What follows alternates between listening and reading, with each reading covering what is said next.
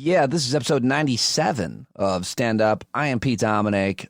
I am joined today by two brilliant guys. Derek Thompson of The Atlantic, who's a staff writer who writes about media, economics, and so much more. Very important article about restaurants and retail. Then I talked to Dr. Michael Mann of Penn State University. He is a climate scientist and one of the most respected experts on the issue. Two great guests, one great host. Let's roll.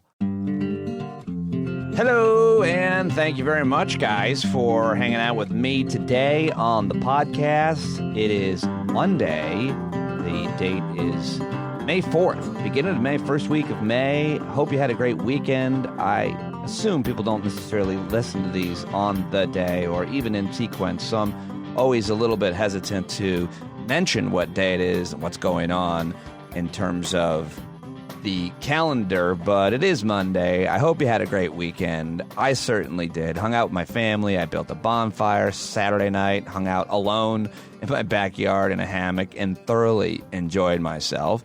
Got some plants in the garden, had some great meals, took some time to relax and get some work done. Hopefully you did as well. I've got a great show for you today in terms of my guests, who are Derek Thompson of The Atlantic.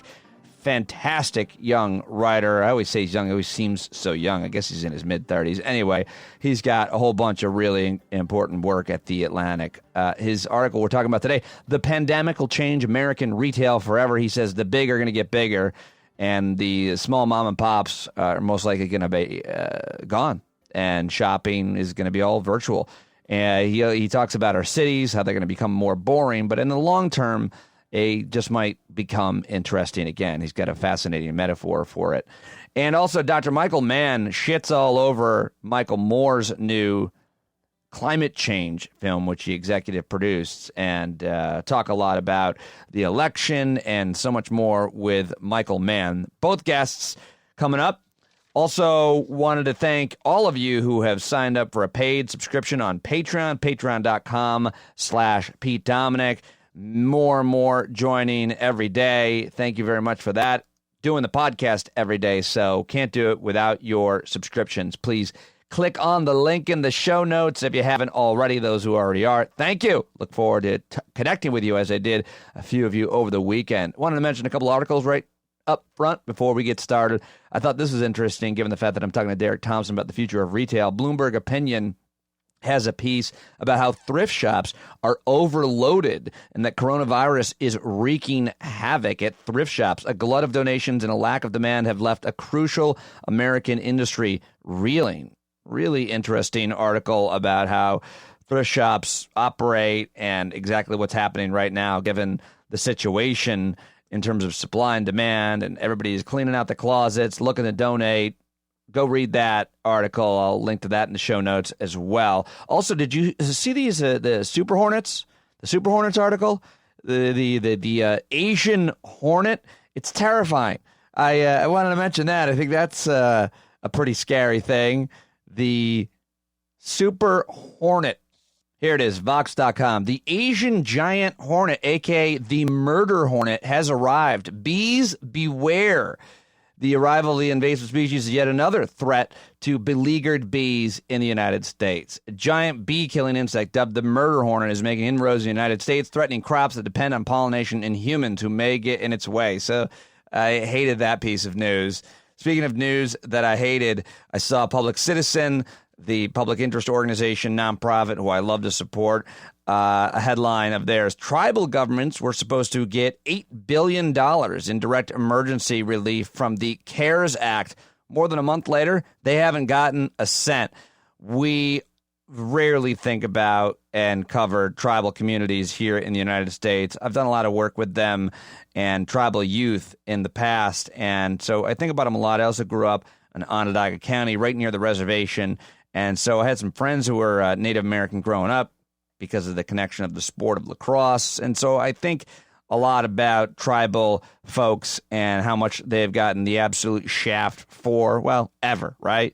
So I want to make sure that I mention that story and one more as well. The Marshall Project tweeting the number of prisoners who have tested positive for COVID-19 grew by more than 50% in the past week. So tribal folks and incarcerated folks are completely undercovered, respected, dehumanized, and I want to make sure that I mention them here at the top. The president was doing a Fox News town hall for some reason in front of the Lincoln Memorial, and he says he's been treated worse than Lincoln, which is crazy. He says he's being treated worse than Lincoln by the media. The constant whining, perpetual victimhood of this president, comparing himself to a president, saying he was treated worse than a president who was assassinated, and everybody on Twitter and with a microphone biting their tongue on that one. My friend Tina Winsett says, if only one of Lincoln's feet would kick out and send him sailing. That's about all I'll say to that. The protests have continued from crazy people who want the government to reopen. They're screaming and yelling about it at different Capitol buildings, and that is something that continues to happen, which is really upsetting and disappointing and dangerous, of course. I'm pretty fed up with the anti-vax movement, totally fed up with it. I think a lot of those people are anti-vaxxers. I tweeted over the weekend. The anti-vax movement is dangerous and must be defeated. They should be uninvited, shamed, embarrassed, and destroyed. My sympathy for their ignorance masquerading as knowledge has run out. Fuck them all. Hashtag anti-vaxxers. I hope they see it. One person responding to that said, I think it'd be more effective to defeat anti-vaxxers through education rather than through shaming, embarrassment, and destruction, tactics known to sometimes, often unwittingly, grow the movements they are used against. I hear you, and I used to think that, Ed Krajewski, who responded to me there, but there's a lot of research showing that when given the correct information from trusted experts, their shit stinks even more, and their ideas harden. They just can't be reasoned with most of the time, so I'm just done with them. On our subscriber-only, invite-only hangout the other night, last week, more than a few listeners said they'd love to hear a little bit more commentary and more rants. And I don't always have something really thoughtful and biting to say, but I will try to add a little bit more here to the podcast, my own commentary, including some of these news articles that you might have not seen. And so, very serious issue that's near and dear to my heart that I wanted to talk with you about. And that's the selfie stick. I got no problem with them. They get a bad name. What's wrong with a selfie stick? Yesterday, we finally went out as a family in the park. The park near us, Rockland State Park, just opened back up. And I brought my selfie stick with me so I could take a picture of the four of us, because I wasn't going to ask somebody else to take a picture of us, because you can't get within 6 feet of people and you're not going to let them hold your phone. They don't want to hold your phone. So I brought a selfie stick. And my daughters were making fun of me, but I highly recommend you check out my pictures with my selfie stick, and I stand by it. The selfie stick is not uncool. It's a great tool. It's easy to carry around, and you get some pretty cool shots with it. So this idea that somehow you're a narcissist because you have a selfie stick, it's called a selfie stick, I get it, but you're taking just as many pictures without the stick. Gives you better angles and better options. So I just wanted to say, before we get into that, I mentioned a lot of bad news, scary news stories there, and I just wanted a little bit lighter note. I stand by the selfie stick. All right, let's get to my first conversation with staff writer at The Atlantic, author of an awesome book called Hitmakers. He tweets at D.K. Thompson, the brilliant Derek Thompson, right now. All right, so I have Derek Thompson now, and I'm really excited because I wish I had time with you to talk about all of your most recent posts at The Atlantic, but I think I really just want to stick to your most recent article, which is getting a lot of attention from a lot of smart people, and it is titled "The Pandemic Will Change American Retail Forever." It's really disconcerting, really dire. Tell me about how much research and what kinds of people you talk to, just to lay out the fact that these aren't your opinions. You do a lot of research and analyze it. Right. So I think of this as kind of like it's imaginative journalism. It's a bit of reporting, it's a bit of talking, it's a bit of observing and reading. And then it's also a little dash of imagination, because I am talking about the future, and the future is a realm that gives us no data. So we have no idea if the predictions that we're making are going to be right. But basically what I did was this. I wanted to write a piece about what the pandemic would do to retail as told through its effect on like the face of American cities, right? The American streetscape. How would it change the experience of walking through a city? And so I spoke to, among other people, commercial real estate developers, commercial real estate analysts. I spoke with several different economists. I spoke with several different business owners and a couple restaurateurs. So I talked with people who got theory and got analysis, and I talked with people who were actually experiencing the thing. And, came up with this sort of overarching metaphor for what's going to happen to us, which is a forest fire. A forest fire has two famous parts. The first famous part of a forest fire is, the fucking fire. It's terrible. It's ruin. It's devastation. There's nothing good about the fire destroying everything in its path. But what tends to happen after a forest fire is that the sunlight reaches the floor and stimulates the growth of new kinds of species and new kinds of plants. And I think that sort of two-step is what we might see in a lot of American cities with regard to retail. We might see a year that's really, really shitty, but because it's so shitty, it might reduce commercial real estate prices to a point where new kinds of innovation can happen. New kinds of middle-class people can move in, and the high-priced city that has all of these downsides that we've been experiencing will give way to a new kind of American city that might in some ways be more interesting. Yeah, there is a bit of optimism. It's just it's going to take a long time. There's going to be a lot of pain in between. You have the forest fire metaphor, but I would argue it's certainly not a controlled burn. It's very chaotic. It was unexpected, and experts don't know exactly how to handle it. Business owners, retail folks, much less mom and pop restaurant owners. That being said, you analyze and say these are a number of the ways that it could go. How was it going before this started? How was retail doing before this started? How were restaurants doing before the pandemic? Yeah. So I think that, I tried to divide my predictions about the future, my analysis, into, two different buckets. One bucket is interruptions and the other is accelerations. So there are interruptions that we're seeing. For example, I cannot physically go out to a restaurant to have dinner in that restaurant. In a year, maybe in 6 months, maybe in 2 months, I'll be able, I think, to go out to dinner at a restaurant. Maybe it'll be socially distanced, but people will be able to sit in chairs in restaurants.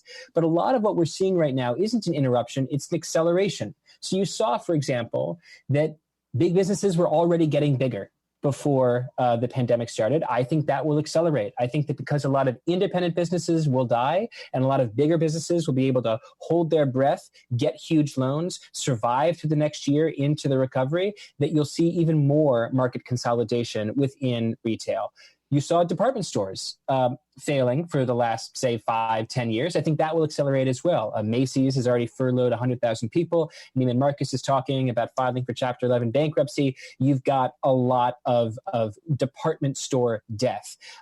Another acceleration that I think is clearly happening is in e-commerce. So e-commerce has been growing as a share of total retail by about 1 percentage point every single year, 9, 10, 11, 12.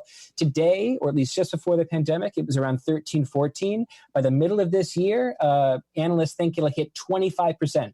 One in every $4 spent on retail in the U.S. economy will be spent online.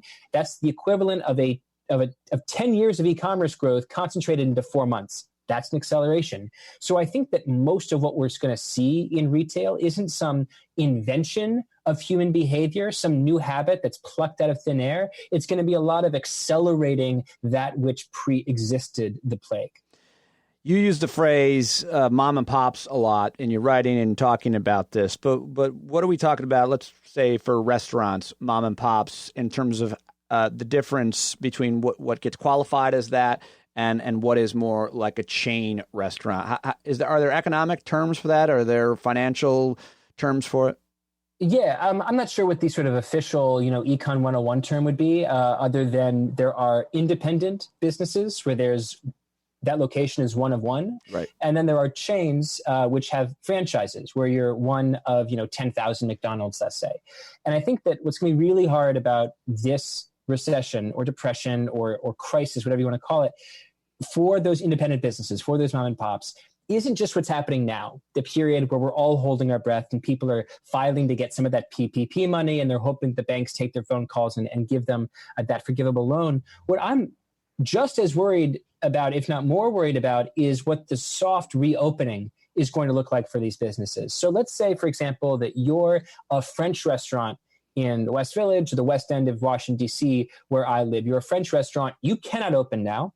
And not a lot of people, I would guess, are ordering delivery foie gras. It's not exactly what you would think of for delivery food.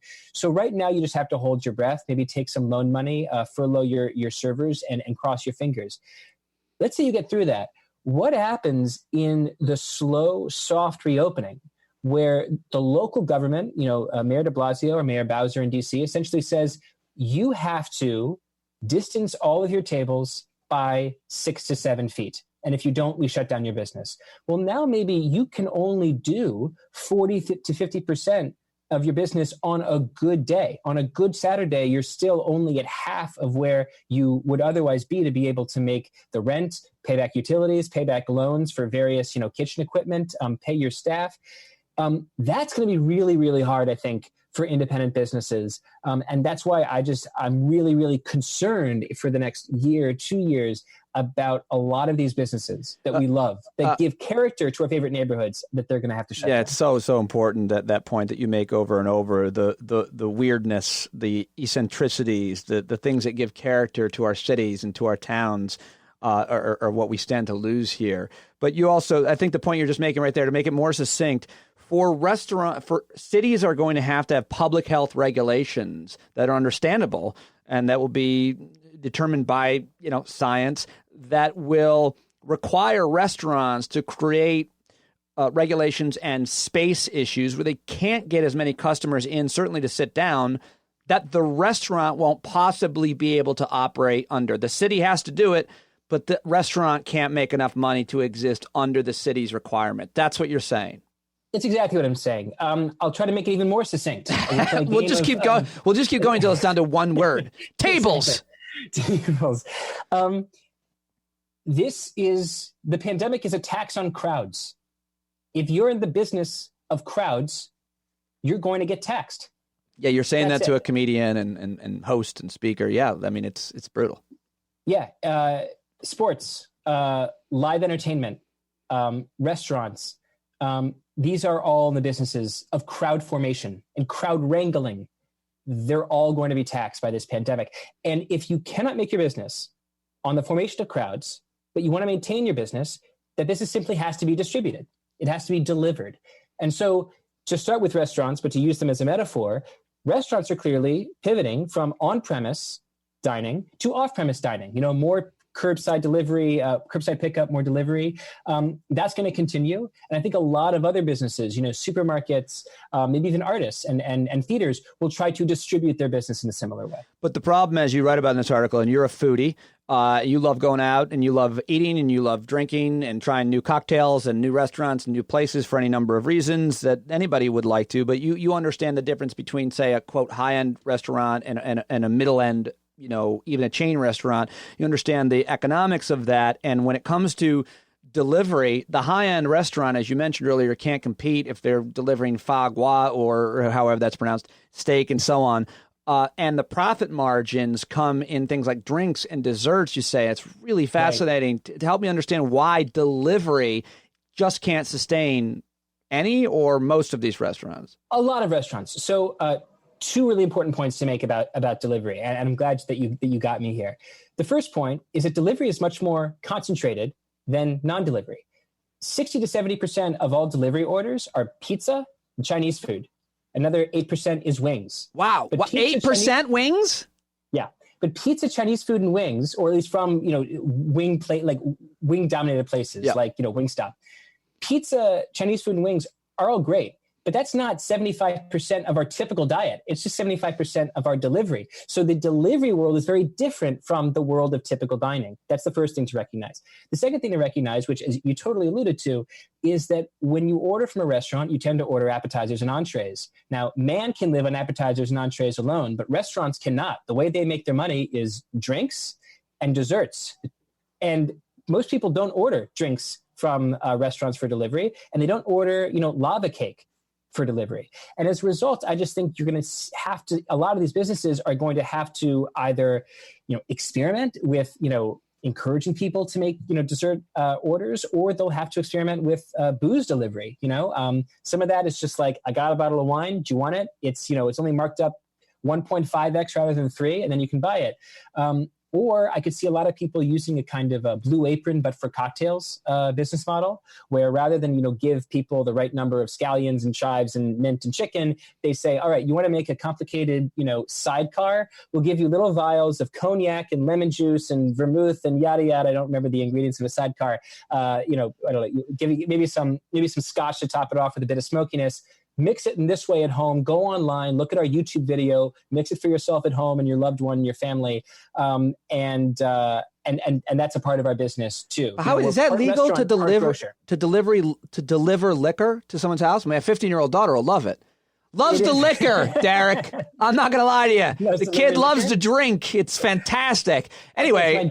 My dad was a huge wino, and so I drank lots of wine growing up. But so this is interesting. When I was a kid, in McLean, Virginia, it was definitely not legal for us to order wine from our favorite restaurants. But right now in Washington, D.C., when my fiance and I are ordering out at restaurants, we're picking up bottles of wine from restaurants all the time because we love to know, what do they have in their cellars. So I would predict that takeaway booze, which is currently legal for a lot of cities in the country to sort of keep restaurants afloat, will remain a part of the delivery picture. You didn't write specific. That's interesting. You didn't write specifically about this in your article. You touched on it, but like if in my town, the most popular, successful Italian restaurant that, you can get a table, but the point is it's always booked. They got a valet, and every weekend and most nights of the week, they're making a lot of money, but they only have the one location. But again, the point is this is the most popular and the most successful.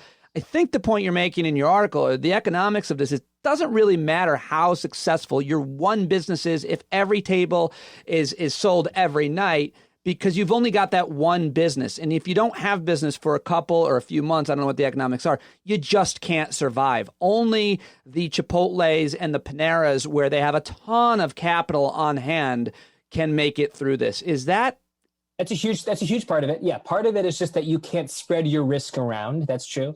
The other part is that, most chains that there are some chains that have sort of dine-in service, like TGI Fridays and Applebee's. I'm not particularly optimistic about their future because that category of restaurants, which is called family casual among the analysts, that was already declining before the pandemic, and it might continue to decline. What I'm more optimistic for are the Chipotles and the Sweetgreens, and the Cavas, because as more people leave their homes and start to commute a little bit and walk a little bit, they'll be looking for food on the go. They'll still be willing to buy stuff that travels, right? Food that travels is the future, is what one of my sources told me. Chipotle travels. You pick it up and you walk and you sit down and you eat it. Right. Not everyone who gets Chipotle sits and eats it, right there by the counter. So fast casual, fast food that can move, I think it's just going to fare a lot better than food that is prepared to be served on a height poppin' plate to someone who's sitting down on a white linen table. Finally, is there? You've also been writing about some of the government policies, financial policies that government has created to try to help sustain and give loans to different restaurants and retail and businesses, of course. And do you see anything that could have been done differently or better so far by the federal government or state and local governments to help these restaurants? You hear these stories about the Steak Shacks and the Ruth's Chris, or however the hell that damn restaurant. Why would they even name it that? Can't believe it was successful with that horrible name. Is there anything that you see glaringly that government is really screwed up, or is it just a matter of the economics? If people don't go out, there's just no innovative way for a restaurant to survive, no matter how much of a handout, or not a handout, a hand up, I suppose, they get. Yeah, so I'll give a counterintuitive take here. I think a lot of people have criticized the government response as, preferencing Wall Street over Main Street. I don't entirely see that that's true. I think that the government's done a pretty good job of protecting individuals. I mean, we have hugely buffed up unemployment benefits, hugely. The $1,200 cash per American and $500 for kids in middle-class households, I think that's another really, really good policy, and I'm glad they passed it really quickly. The mistake, I think, was made in the attempt to help small businesses. The PPP program, the Payroll Protection Program, was too late, it was too small, and it was way too disorganized, and there wasn't enough guidance. And as a result, a lot of that money went to the Ruth's Chris steakhouses, the Pot Bellies, places that have dozens of businesses and dozens of franchises, locations, and millions, if not tens of millions of dollars in cash stored away, and not enough went to, that Laotian place, that French place, that little American place that we love down the street. They were further back in line. And not only was so the program wasn't just poorly designed, it was also too small, which means the money initially ran out before it could help a lot of those mom and pops. I know the Congress, at least I believe the Congress, they're going back, they're going to replenish the funds. I just hope that, they sort of uncap it so that we can essentially give unlimited help to small businesses and help as many people hold their breath as long as possible. Your work has always been really important. You always help folks understand complex issues when it comes to economics, in this case, and many other ideas. And I think your work now is more important than ever before. Really, Derek, I tweeted that this morning. I think it's really valuable. I hope when you get up in the morning, you know that. And I appreciate you joining me here on the show to explain it. Really good stuff. I really appreciate you saying that. Thank you. Yeah, it matters a lot. Derek Thompson, thank you as always. Thank you.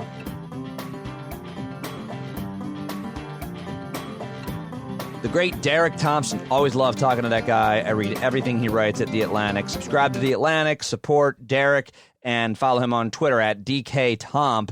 Tell him you heard him here on Stand Up with Pete Dominic. Okay, moving on. Finally got climate scientist Michael Mann on the show. It took me till episode 97 because he was in Australia for a couple months on sabbatical, not doing a lot of media, working on a new book. We talked a little bit about that. We talked about Michael Moore's new film and everything that's wrong with it. We also talked about why Joe Biden has to be elected or it's Avengers Endgame for planet Earth. All that and much, much more with the brilliant Dr. Michael Mann. He tweets, by the way, at Michael E. Mann, 2 N's. Follow him. Let him know you heard him here. Here's our talk. Joining me now is that great man, Dr. Michael Mann of Penn State University, and now who has been elected to the National Academy of Sciences. Dr. Mann, thank you for joining me. And is that a good thing? That seems like an impressive thing. What does that mean? I'm not a scientist. Hey, Pete, thanks. It's always a pleasure to be with you.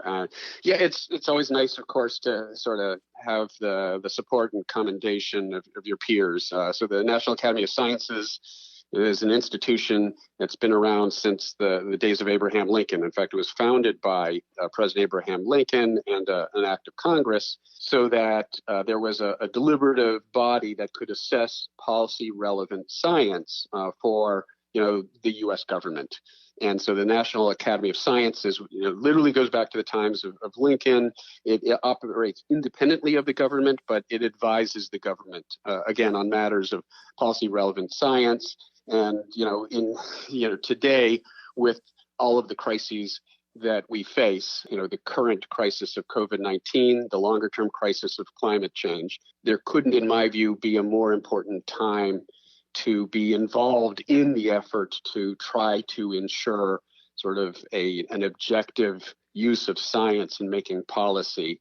And so to be invited to this fairly elite group of leading scientists in the country to contribute to that effort is sort of, obviously it's very rewarding. And well, so I think you should know better than to describe anything that you're doing as elite. You'll get hammered by the conspiracy theorists right away.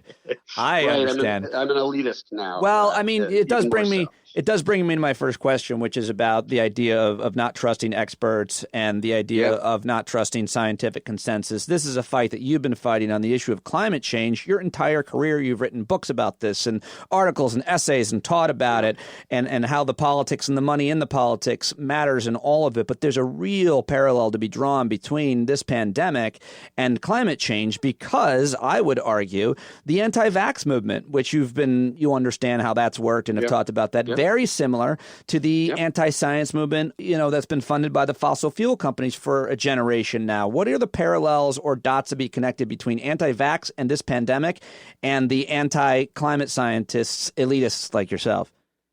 Yeah, thanks. So you're right. There is this, and thanks for reinforcing that description of it. Elite Wells, why are we? If you know a lot about science and you've been teaching it and studying it and conducting it your whole life, that's good. That's who you are. That's good. That's why I'm not answering these questions. I'm asking them because I'm an elitist media type. Go ahead. My podcast in my garage. Well, and there was a great book by Chris Hayes, Twilight of the Elites, that sort of talks about this larger assault, right, on expert opinion.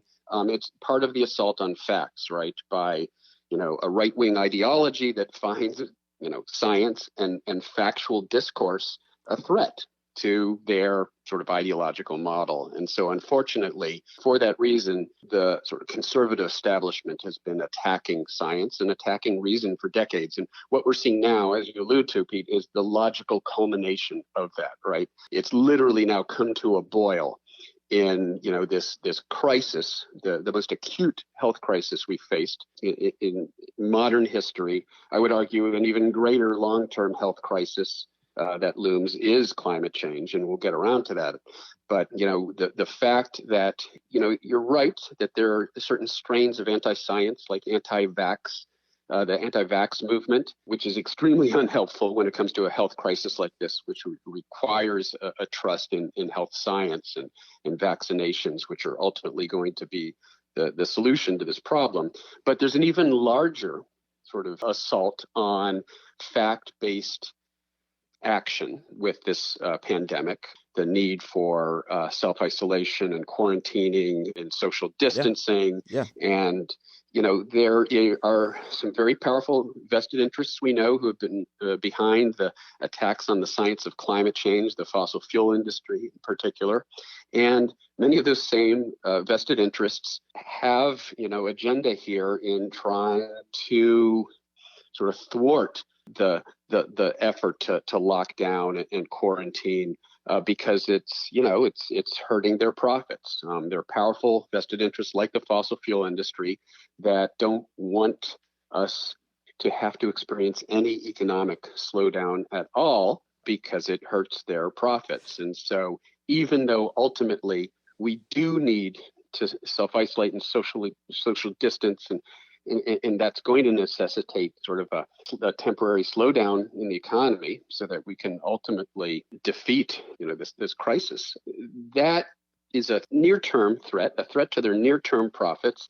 And even more importantly, and this is, I think, the crux here of why we are seeing sort of Trump promoting sort of the pro-Trump crowd, Republican establishment, all attacking Anthony Fauci and attacking the scientific community who are advising, the continued social distancing. Conveniently throwing Bill Gates in there as the guy funding it all. Yeah, absolutely, because this is seen as a threat, of course, to the reelection chances of Donald Trump. And Donald Trump has been a rubber stamp for corporations to ram through their deregulatory agenda and dismantle regulations and protections. And they have obviously benefited greatly from the Trump presidency, and they want to continue to benefit from a Trump presidency. So they are rallying around this effort to defy what the scientists are saying simply in the name of near-term profits, trying to increase profits for a few months at the expense of the health of the entire nation. They don't care about the long-term welfare of the nation. They just want to get him reelected so they can continue to ram through their agenda. I also think there's a narrative that a lot of pundits need to make money for their anything from YouTube pages to podcasts to Fox News shows or terrestrial radio shows where they spread these conspiracies and they're making money. So it's not just the vested interests in your case, usually the fossil fuels. For anti-vax, it's like these conspiracy theorists are, a lot of them, it starts with a doctor who says they can cure your cancer with this alternative. I mean, some of our anti-vax friends, they're not really our friends, people we know, sent us these narratives, Dr. Mann, and it's like, wow, you believe this guy? This guy's taking people's money for treatments that don't work, and then they die, and then he sues them for what they owe him. It's horrible. And then he has thousands of viewers on his YouTube page. He gets paid to speak. It's a racket. Oh, he media probably sells mugs and T-shirts too, right? I mean, by the way, I want to talk about my mugs and T-shirts right now. Thank you for reminding me. The Stand Up with Pete Dominick mug and T-shirt. It comes in a pair. Awesome. So I'm gonna buy one as soon as we get off here. Yep. Great. You'll love them. You have to scratch out the Sirius XM branding on them. Otherwise, they're fantastic. Repurposing to make a profit. All right. So the other thing I wanted to say, you said the most of the ideology of the question of the consensus of science, certainly on climate change, comes from this right-wing media and political echo chamber and their fossil fuel interests for generations being funded by that. Yep. So it's always interesting, though, for a liberal like myself, when someone does a complete reversal on what they've always preached and believed. And it's fascinating to see what has happened right now. And I talked about this with Brian Kahn of Earther last week, and Emily Atkin is writing about this, and you're talking about this. It's a very important issue to talk about. Michael Moore's new film, The Right, has, like I'm saying, liberals pouncing on conservatives that have, changed and seen the light. They are pouncing on this. And all of the likely folks, the Heartland Organization, obviously the talkers in the media and more, that Michael Moore's new film debunks all kinds of things long believed by scientists like you and economists on issues of renewable energy and so on. You've been ranting about this. I'm not sure where to start or what to ask you about Michael Moore's new film. How dangerous is it? Yeah, thanks. It's extremely dangerous, and it's almost more dangerous because it comes from a liberal icon who has the trust of progressives. Look, as we've already been talking about, there's a large segment of the right which has already bought into this, this fossil fuel promoted, conspiracy theories about climate change. So the climate change deniers, the inactivists, the fossil fuel interests who don't want to see us transition to renewable energy, they've already got the right on their side. And what this does, this actually co-ops, and this is a theme of my next book, which I've now finished the initial draft of. Oh, very exciting. It was. I was quarantined down in Australia. I had a lot of time to write, and I was, writing about what I call how to win the new climate war. And the new climate war is sort of this evolution away from outright denial of the basic science, because it's just not credible to the person on the street, to softer denial, to various delay tactics or deflection, arguments that, hey, it's not that big of a problem, or if it is, we'll just, find a way to use technological innovation to get our way out of this. There's no need to interfere with the current fossil fuel driven business model. And one of the arguments is, well, look, and the alternatives aren't acceptable. Right. That, of course, immediately brings to mind renewable energy, because renewable energy ultimately is the solution here. We have to transition away from fossil fuels to renewable sources of energy that aren't generating carbon pollution. So one of the tactics in this new climate war is to actually co-opt some on the left by convincing them, for example, that it's all about individual behavior. It's not about systemic change. It's not about putting a price on carbon or policies to incentivize the shift to renewable energy. It's all about personal responsibility and just being a better person. There's a long-used tactic by sort of corporate interests in sort of deflecting attention from, the need for a systemic or regulatory solution, which will hurt their bottom line, to making it all about, hey, no, it's the fault of individuals and they just need to behave better. The film buys into that, and it also, in essence, tries to undermine the one obvious solution to this problem, which is getting off fossil fuels, by making it sound like renewable energy. In fact, he tries to argue, Michael Moore, in this film, that renewable energy is even worse than fossil fuel energy. And he does that by lying about the numbers, by this sort of brazen dishonesty that we have often seen in sort of the rhetoric of the right.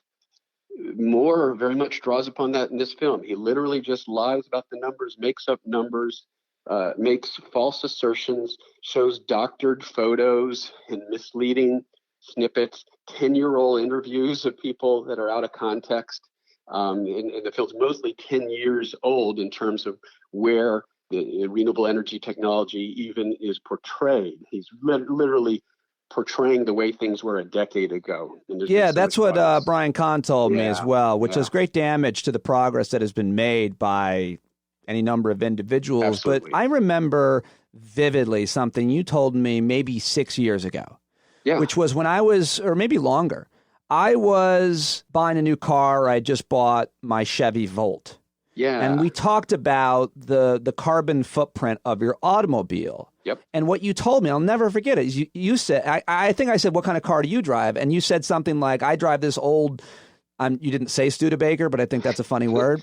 I drive an old Studebaker. It has like 200,000 miles on it, because the point was any consumption, any buying anything new does damage, has a carbon footprint to it, because that thing had to be manufactured. So the very best thing you can do, obviously, is use public transportation to get around whenever possible, or a bicycle or walk or whatever, restructuring the way that we live and so on. But you said the best thing you could do is do your best to not have to buy a new car. Even a used car has less of a carbon footprint if it's a gas guzzler, maybe. I don't know if that math is right, because it's not a new thing that had to be built. So eventually when you do have to buy a new car, getting an EV is the best thing. But the point there is everything, all renewable energy, there's a cost, there's a carbon footprint. Every windmill, every solar panel, every EV. But that isn't the argument for not going there. Yeah, no, that's absolutely right, Pete. And 10 years ago, or 6 years ago, we were more dependent on fossil fuels than we are now. We really are starting to decarbonize our electricity generation. That means we've got a carbon-friendlier grid, and it means manufacturing. All those things are better. We're using less carbon for all of those activities. But it generally, the advice has been, in the past, you run the wheels into the ground of the car that you've got, and then when you buy when you replace it, of course, you use the most modern carbon-friendly technology, electric vehicle, hybrid, whatever. And so, because there is this sort of upfront carbon cost in manufacturing, and that's because we still operate. So, you run the wheels into the ground of the car that you own, but when you buy that next car, you buy the most fuel efficient, carbon friendly vehicle that you can. And ideally, as you say, public transportation, even better. Reducing transportation, even better. So all those things are true. One of the problems here is that Michael Moore literally lies about the numbers.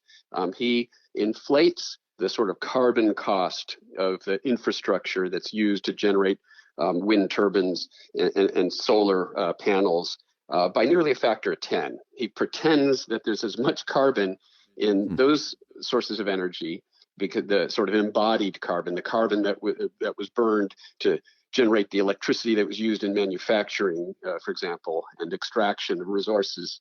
And he makes it sound like that's even worse than the carbon released by fossil fuels. When it's order of magnitude smaller, it's just an outright lie. And it's the whole film is built on a foundation of deception. And there's an interesting and worthwhile conversation to have about sort of our broader vision of sustainability. In an extractive economy, regardless of what we're extracting resources for, and infinite economic growth, there are some real legitimate questions about whether we can live sustainably on this planet under that sort of neoliberal economic model of infinite economic growth and sort of unfettered market-driven capitalism. There's a worthy conversation to be had about that. This film isn't it, because it's built on deception. Let's have an honest conversation about that larger issue. You're saying that the film should be taken down off YouTube? Well, I signed a letter that encouraged him and the distributors to take it down. It wasn't like, you better take this down or we're gonna, who knows? You're not into threatening people, but you are into giving your name to credible campaigns for. So I would think that Michael Moore knows Michael Mann, and I could see you being part of a film that Michael Moore does, because he often reaches out to experts to get their take. Do you not know the guy? Did he not? I don't. I mean, we probably overlap in some of the circles that we move in to some extent, but he really did not engage anyone in sort of the mainstream. He's not at your elitist meetings? No, we haven't let him into the room to smoke cigars with us yet. And what's so unfortunate is that he literally vilifies some of the heroes in the environmental movement, like Bill McKibben and like Al Gore. He's made a monumental contribution to moving us forward on this issue, despite the personal attacks he's suffered and the efforts to discredit him.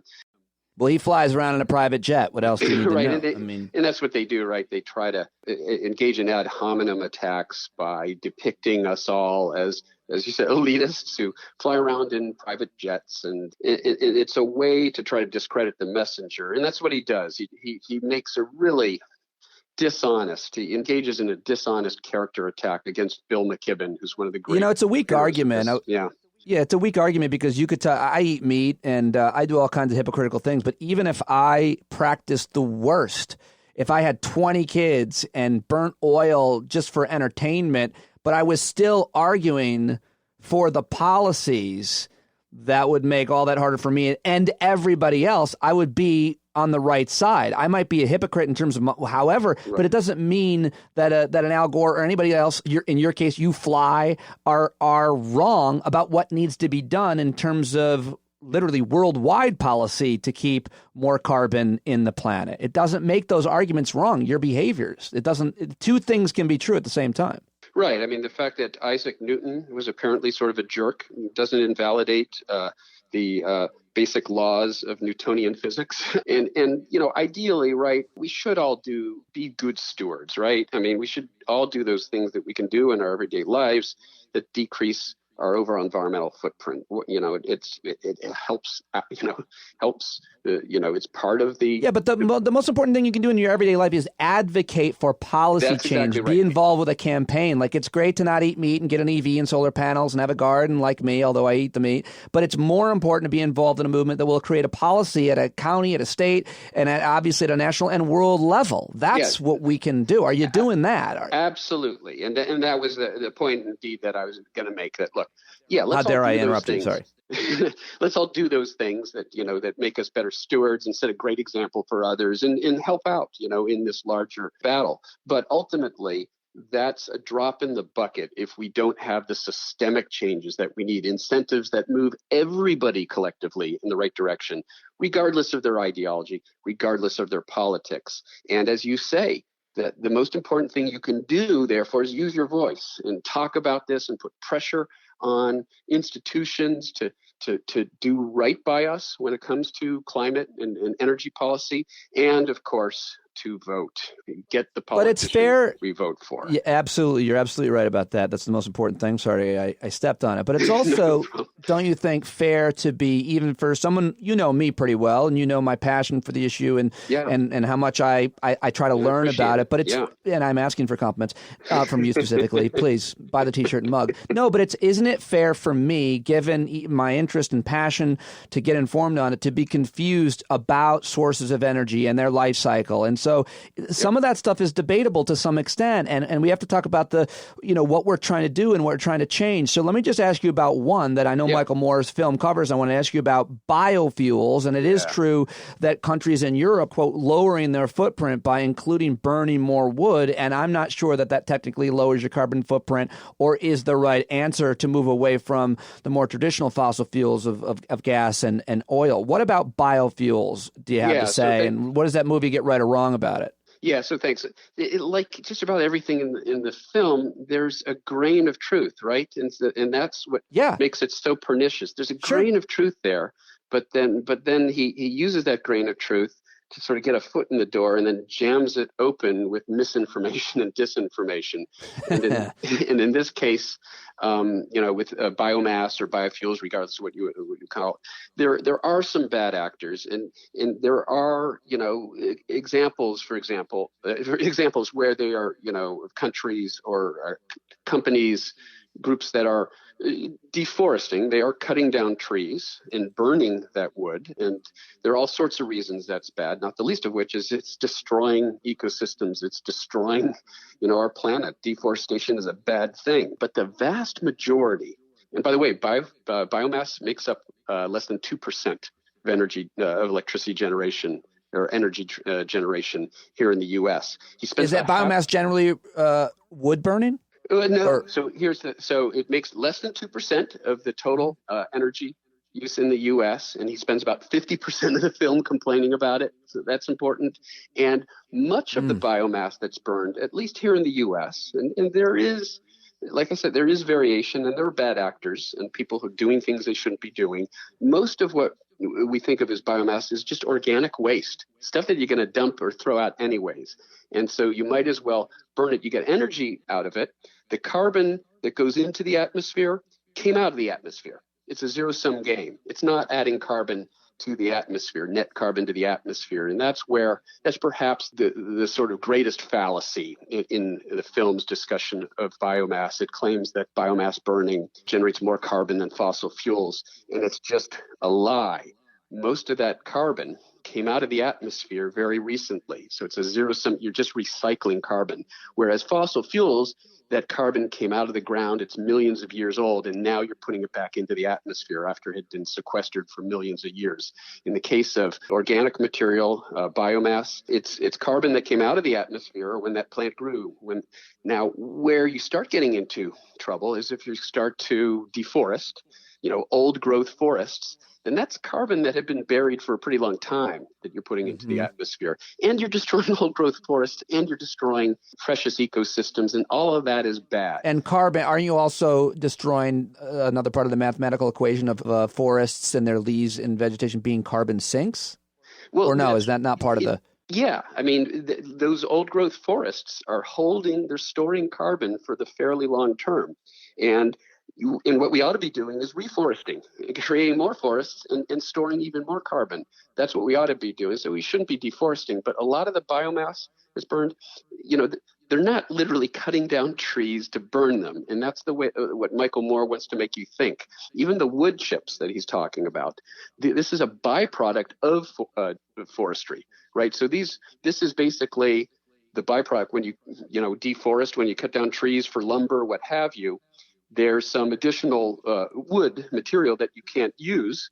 And rather than throwing that out, you might as well make chips out of it and burn it. So even the wood chips that he complains about, it's not like they cut down a tree and they turned it into wood chips. It's not at all the case. And so at every level and in every way possible, Michael Moore distorts the truth to create a straw man, and there's no other way to describe it. It's a shame that it's just a shame.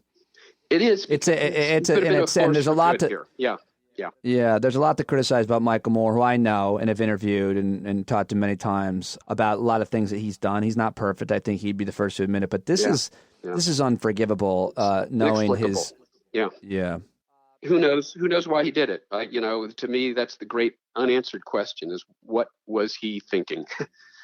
Well, could we just be clear? You're not in the pocket of big wood chip, are you, Dr. Mann? Because what you just said, I recently sold off all of my investments. All of your wood chip. Yeah. The funny thing about it is when I say those kind of things to you about you being involved in some larger conspiracy, which people love to say about you, is you're not good at riffing about it. You're not good at it. You're not good at faking it. You're just so... you're so, I think, principled and that you don't even want to play with that because you can't. You wouldn't do that. That's not why you got into this. And you've been accused of and implicated in a lot of shit that you have not even remotely an imperative for other than being a great science and fighting the good fight. So. It comes with the territory. But, it's...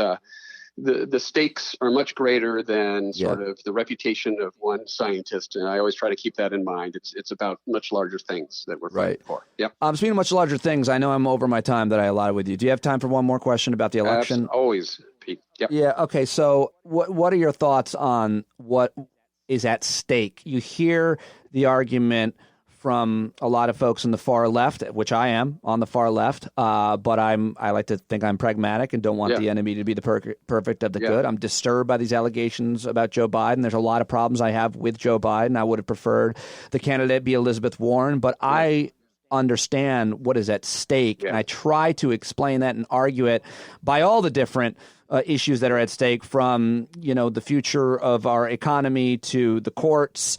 But I also always go to, first and foremost, the planet, the health of the planet, climate. How you're the scientist. How do you frame what is at stake for this election if it's Joe Biden versus Donald Trump?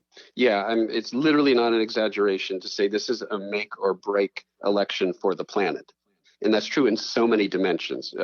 Donald Trump, right, the Trump administration and Donald Trump in particular, is a threat to our planet in multiple ways, in terms of proliferation and conflict, and the danger of starting, international war. In his environmental policies, obviously, and that's where, when it comes to the environment, his deeds are in many cases irreversible. When he destroys our national parks and allows mining on them, or when he basically literally dismantles the environmental protections of the last half century, the Clean Air Act, the Clean Water Act, regulations on methane emissions, all the way down the list, the damage that he is doing in that sphere is irreversible. It's permanent damage to the planet. We can't undo it. And I think we can and will survive 4 years of that. There's enough inertia in our institutions to provide some resilience in the face of a single Trump term, but not 2 consecutive Trump terms. And you alluded to something else, the courts, right? Because ultimately, all of this stuff is going to be litigated by the Supreme Court. The defiance of the administration on multiple fronts, but in literally breaking the law when it comes to their policies on the environment.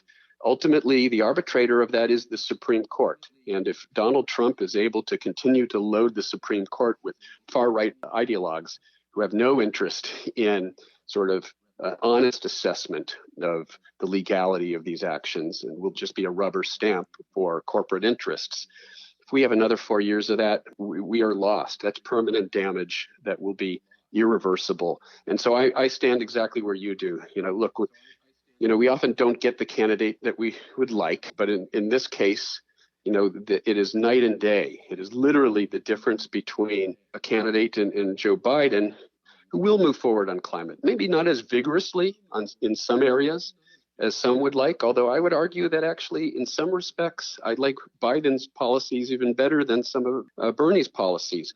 Specifically, Biden supports a price on carbon, and I think that's a critical component in this effort, and Bernie doesn't actually support it. He came out against it. So, when it comes to climate, there isn't nearly as much daylight between the two of them as some of Biden's detractors would like you to think. And I actually think that there is an effort by the right to try to sow division. We saw that in the last election, Russian trolls, use of Facebook and Twitter and social media, Russian disinformation campaigns that are designed to create conflict within the progressive movement. And they were effective doing that last time. That probably won the presidency for their preferred candidate, Donald Trump. And they're doing it again this time. And they're trying to convince progressives that Joe Biden is Satan, when the true Satan is staring us in the face. He occupies the Oval Office right now. Well said. Have you endorsed Joe Biden yet? I have. I actually came out along with the number. Damn it. I wanted the exclusive. Yeah, I can do it again. Let me hereby reiterate my support for Joe Biden. I, Dr. Michael Mann, climate scientist. Yes. Would like to use something like that. This forum, the Great Pete Dominic podcast, to reiterate my support for the candidate who won't destroy the planet. The candidate who won't destroy the planet. Right. That'll Joe be Biden. His motto. Right. If not a bad one. Director, that would be his motto. Yeah. I won't destroy the planet. Dr. Michael Mann, I so appreciate your time, your expertise over the years. And the only reason you weren't on this podcast a lot earlier is you've been in Australia on sabbatical, but I'm so psyched that you joined me today. And Pleasure, whenever you're available, thank you so much for all the work you do. Appreciate you, Pete. it, pal. It's always a pleasure. Look forward to talking again soon. Okay, there you go. Dr. Michael Mann. He tweets at Michael E. Mann. That's 2 N's. Give him a follow. Tell him you heard him right here on the show. And don't forget to... Somebody's outside yelling. My daughters are outside. What? talking to me. I'm not editing that out. Don't forget to sign up for a paid subscription at patreon.com/PeteDominic, or just click on the link in the show notes. Who reads the show notes, by the way? Do you read them? Let me know. Okay, keep the emails coming, keep the tweets coming, keep the feedback coming, keep your head up. You are not alone. I am right there with you, and so are so many others. Reach out to me anytime you want. I love you. Thank you.